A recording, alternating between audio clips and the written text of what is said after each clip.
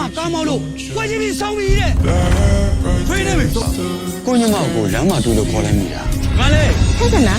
ဟိုမိုက်သိတဲ့တော့နင်းလှမ်းခေါ်နေနည်းနည်းတိလို့လားမသိပါဘူးဟာတခါမှတော့မမြင်ဘူးအဲ့လိုပြက်လောင်ပြက်ခြံထဲကိုဘာဝင်လို့လဲဟမ်ဟောကျွန်တော်တန်ရှင်းလာတော့တာပါခင်ဗျအိမ်ထဲကပစ္စည်းတွေခိုးလာတာမလားဟမ်မဟုတ်ပါဗျာဒါမှမဟုတ်ပါ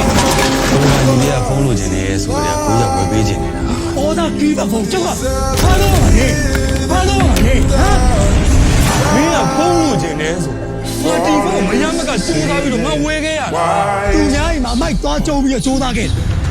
ခင်ဗျကျောက်တဲ့မောင်တော်လေးတက်တိတ်ကချနေငါတို့မိသားစုတိတ်ကချတဲ့ကောင်ဖဲလို့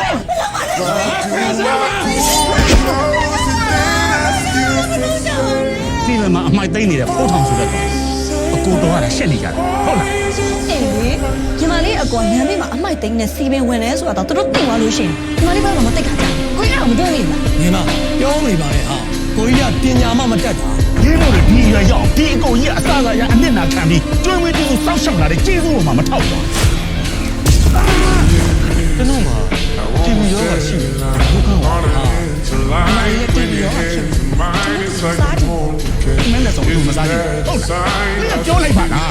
ဒီနေ့အစားပြီးမင်းတို့ငါ့လုံးစားလည်းမစားနဲ့ငါ့ကောင်လည်းမနေကြနဲ့လို့မင်းမစားကဘာလို့ပြောမထွက်တာလဲကွာဘုံတော်ရကျွန်တော်ရဲ့ကဲယူပေးချအောင်လို့ပဲကျွန်တော်ကချောတမ်းပါလေလူပြန်လာပြီ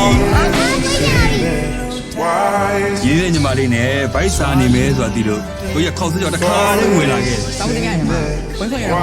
တော့မှာကောင်းဆုံးပဲကိုကြီးမောပြလိုက်တာကဲစားကောင်းနေဆိုရင်စားဝမ်းအောင်စားနော်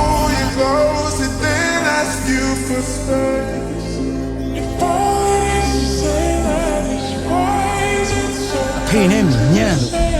ဖေပါစကားပြောတာဖေနဲ့မြအတော့မကြဘူး